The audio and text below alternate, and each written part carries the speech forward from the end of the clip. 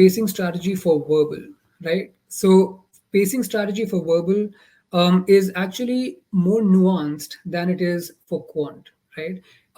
And the reason for that is the kinds of questions that you get in verbal, you can't just have one sort of specific time per question for every question.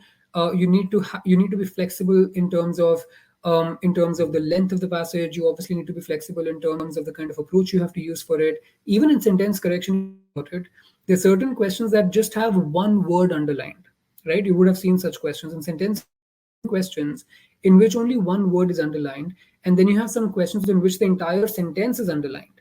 So obviously, you can't have a blanket rule that I'm going to spend only 30 correction question and not more than that. It just doesn't work like that, because within the question types there is so much of variance in terms of how they're tested. So you have to be flexible. You need to have sort of a range for each of these sections. So for sentence correction, I suggest that you keep the target to be able to answer questions within a minute on an average.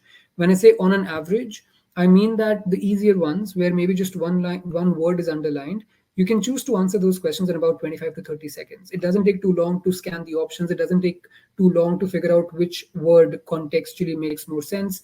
So those questions can be answered very easily in about 20 to 25 seconds.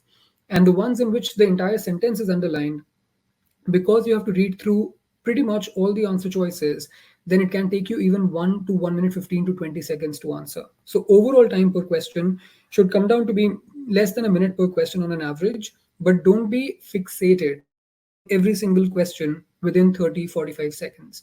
It doesn't work like that. So for SC, the ideal time per question is less than a minute per question, but this is the average. It is not specific with respect to any one question, right? It's an average time per question.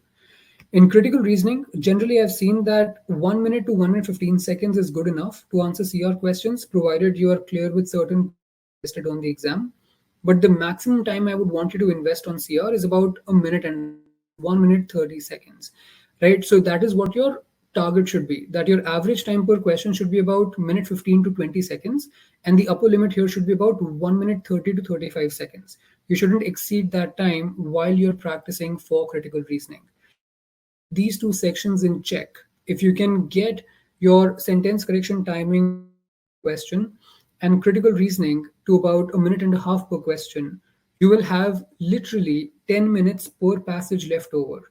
There are 4 passages that the exam tests you on. So if SC and CR are taken care of in this manner, about 10 minutes per passage, which is good enough.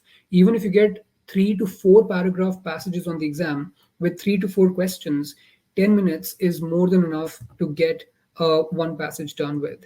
So that will again help you a great deal in reading comprehension, because in reading comprehension, that's where, there can be such a great variance, not just in terms of complexity of the passage, but also in terms of the length of the passage, also in terms of number of questions in a passage. I was recently speaking with a student of mine, Akriti. She took the exam recently, scored a 41 in verbal. And when I spoke with her in terms of what kind of passages came up, she said that there was one passage that had 6 questions in it.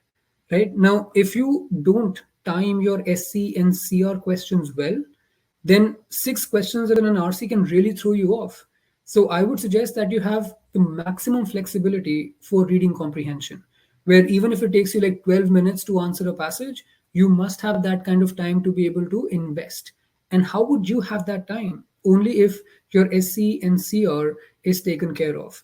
If you can save some time on each SC question, on each CR question, all that saved time can be added, utilized for RC. So that's going to help you a great deal to be able to manage pacing for the verbal section. So again, let's just quickly review what we've discussed.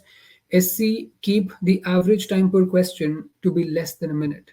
Second, for CR, maximum time should be 1.5 minutes per question. Even if it requires a little bit of practice, do that practice. Get your average time per question in CR to be about minute 15 to 20 seconds.